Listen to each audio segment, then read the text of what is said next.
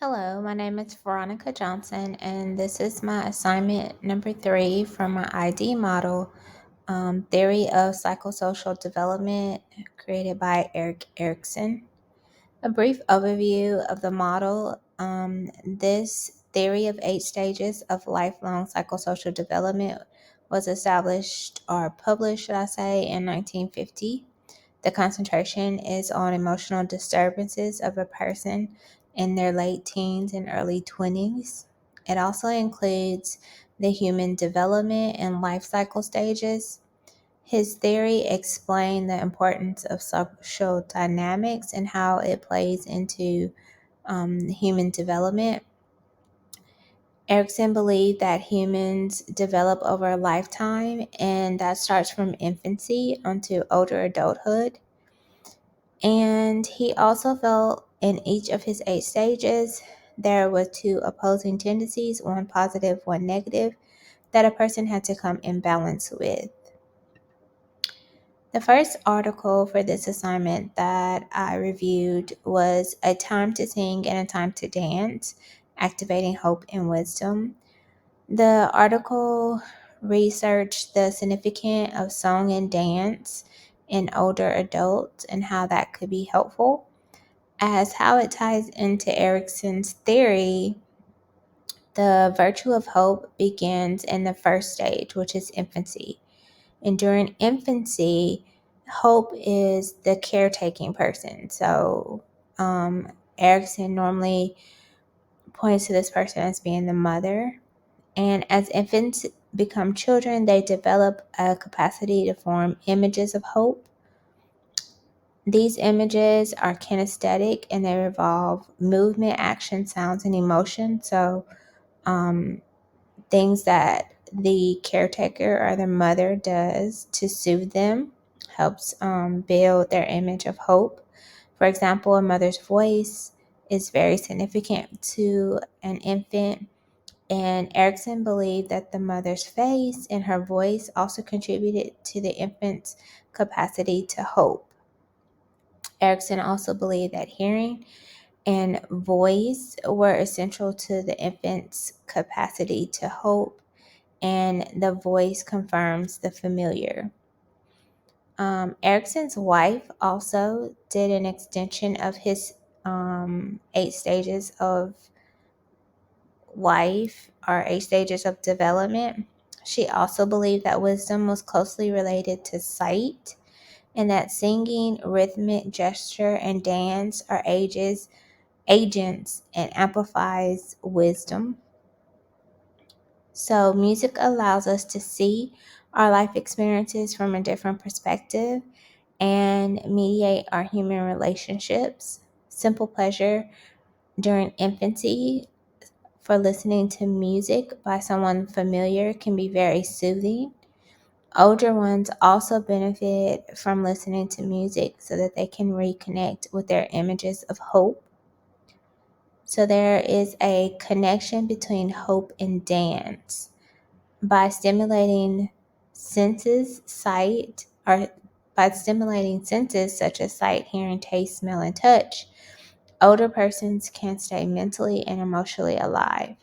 The study also noted that listening to songs from earlier decades, older persons were able to reconnect with their childhood, their adolescence, and their middle years. Brings out that song may prompt tears, while other songs may inspire older ones to smile or laugh. Sometimes these songs can even bring forth memories of happiness or sorrow. The second article that I looked at was Erik Erikson's Theory of Psychosocial Development and Vocational Behavior. This article attempted to have a connection between psychosocial development and vocational choice regarding behavior and development. So, Erikson's theory was used as the variables for influencing problems in vocational choice and vocational maturity. They wanted to know how and why individuals chose and adjust to occupations. The study consisted of 123 male college students from the ages of 18 to 21, and all the students were in introductory psychology classes. The study wanted to show how people could adjust to vocational choices and demonstrate a higher level of psychosocial development using the first 6 stages of Erikson's human development process. Higher levels of psychosocial development was linked with higher success in coping with age appropriate decisions and developmental tasks. The study showed that those successful in choosing a vocation was also most successful in resolving the um, stages of development. Individuals that had problem with vocational choices were less successful in resolving Erikson's stage crisis. And I also listed the instruments that were used in this study, which was quite a bit. And I was really impressed how they used all of these different instruments and used them to validate their research. So there were 4 groups that was found after this research was completed. The first group was the undecided group. They had very low scores in all the stage variables. They were probably in the midst of an identity crisis and had made little progress in resolving their identity crisis, and they were very confused about their identity. The second group, low career maturity, they also had poor psychosocial stage resolution attitudes, but they were able to make vocational choices, but these choices were unrealistic, coerced, or maladjusted. The effects of having unrealistic, unfulfilled, coerced, or uninterested choices were not immediate, but would have a disruptive outcome were not. So the fact that they were unrealistic, it was not an immediate problem, but it would be a problem later on. It was still better than not having a choice at all. The third group, the adjusted group, they made choices for vocational occupations, but they were not necessarily appropriate. And even though they were able to make a choice, it brought out that the individual may not realize that this was not the best choice for them until later. Maybe they'll figure out later that they weren't interested in what they were doing. The highest group, high career maturity, they demonstrated a successful resolution of all the stage crises. So they were able to pass through all of the 6 stages, and they were also more successful in resolving issues regarding career and making mature career choices. The third article that I read was from Aphora to Identity Formation, the Perilous Passage of African American Women Dramatic Discourse. So this one was really interesting in how it tied into Erikson's development theory, human development theory. So the article was centered around 2 African American women who wrote plays, and they talked about their challenges to become a writer and also how the identity crisis that they had within them was a barrier to them becoming writers um, for a lot of different reasons. They felt like their voice was silenced because they're Black women. They felt like Black women have been empowered to describe their oppressive experiences. They also felt like they had to find their own language to display their particular identities, and also that their writings couldn't be separated from their past. And so that was really hard for them to include the ugly side of lynching, slavery, rape into their writings, but that is a part of their past. And dominant power centers that African American women are inferior. So they had a really hard time expressing their identity or being okay with their identity with all of these things up against them. This ties into Erikson's theory of identity formation and also how culture plays a part in that. The psychosocial is located in the core of an individual and also in the core of the communal culture, taken from Erikson. The development of identity is related and also proportional to an individual's ability to identify themselves within their cultural community. Erikson also established that identity is the nucleus of our psychosocial well-being. So, the research mentioned that African Americans often strive for equality within their ethnic groups, and how the U.S. has systematically had a lot of efforts in putting them down, which makes finding your identity even that more difficult. Erikson himself even commented on the fact that white Americans were ruthless and tried to exploit deprived social groups in their quest for elusive dreams. So Erikson noted that. He also considers a period of identity formation as a temporary psychosocial prohibition. So this is when someone takes a break from life to search for their own identity. African American literature has also undergone this process in order to discover their own voice. Black American women identity, also psychosocial, have deep connections within a double consciousness. I thought this was very interesting because they have roots in both Black African American and white American traditions. So finding their identity, it's a lot going on. And I like how this article mentioned that these two women were able to find their identity through language, and that has been used by many to find their own voice and identity. The fourth study that I found, the Erikson Psychosocial Stage Inventory in Adolescent Samples. So this one's kind of short and sweet because the results were inconclusive. But what they were trying to do is also study the identity.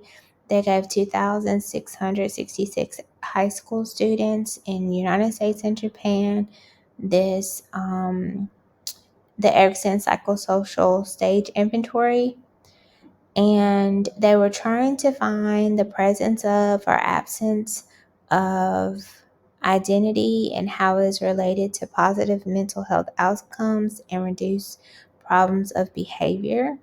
They also wanted to see if identity confusion predicts psychosocial functioning. The results are inconclusive, and the article states that possible reasoning for this is that the study included different cultural backgrounds, so the United States and Japan, which is very different. And so it brought up the question that identity might be manifest and expressed differently across cultural and national groups, and it is possible that they can or cannot be compared. All right, and the last study that I looked at was Erikson's value orientation stages, a longitudinal study of ethical identity development among kibbutz adolescents. So, this study was conducted among Israeli kibbutz adolescents from the perspective of Erik Erikson's model in the value of orientation stages. Interviews were conducted with 92 Israeli adolescents, and they were divided into 3 groups. So, what's important about this is that the kibbutz approach to education, they also include a moral component, and they believe that life experiences or their it includes many life experiences that Erikson believes foster identity and ethical maturity. The kibbutz high school educational system provides numerous social and role-taking opportunities considered to be crucial for moral development. So they feel like moral development is really important. Now, according to Erikson, how this ties into Erikson, there are 3 stages of moral orientation. So, stage 1 is characterizes a child in early adolescence at any time period when their superego is dominant. Stage 2 is when childhood mortality is being left behind and the person is experimenting with ideological values, and they're forming their thoughts around what it means to be an ethical person. And then stage 3, a person is now mature. They can look at ethical dilemmas from all sides and to try to take into everyone's perspective into account. And they can also accept the differences in individuals. The instrument used in the study was a Kohlberg's moral judgment interview. Moral stage scores were obtained by the standard issue scoring manual, and the scoring was done by 3 blinded squirrels. Now, the kibbutz education significantly predicted increases in value orientation stage among city-born kibbutz educated youth. So, in the study, in the 3 groups, they compared if a child had always attended the kibbutz education school, or if they had attended some school in the city and then came to the school. So if they had attended kibbutz education throughout their whole lifetime, their scores were higher. When the city-born youth first arrive at kibbutz, their orientation scores were lower than the kibbutz students who had been there the whole time. But this is to be expected because the city-born youth environment did not provide opportunities for role-taking and also personal autonomy and communal living, the things that kibbutz learning environment included. City-born youth entered the kibbutz with a deficit in moral judgment and development and the value of orientation development. That being said, at the end of the studies found that the Israeli culture played a bigger part or contribution into supporting value orientation develop than the school or education itself. Found that quite interesting. So this is a diagram of the 8 stages of development. Just to point out a few things, starting from infancy, ending in old age. I talked about both in my review. And then those are the basic strengths: hope, will, purpose, competence, fidelity, love, care, wisdom. We talked about wisdom. And synthesized in the publications. So, human development continues throughout the entire life cycle. It is a lifelong process. The meaningful interaction with the environment is essential to live a healthy psychosocial development. are essential to healthy psychosocial development. A person's positive and negative behaviors, meaningful engagement with people, materials, ideas make up an environment and a community. Erikson's theory considers the person and the environment. He believed that it had a simultaneous mutual influence on one another. There are also connections between the ego and moral development, and identity might be manifest and expressed differently across cultural and national groups. Critique of the model. Erikson's theory lacks a measure of structure in clinical thinking. It's not theory bound. Erikson was very direct. However, some of his writings were hard to follow. And he also makes some religious connections to theory regarding Jesus' teachings about society and ethics, which is frowned upon in the area of work of psychosocial development. So that was something different about him. These are my references, and I appreciate you taking the time to listen for my assignment 3. Thank you.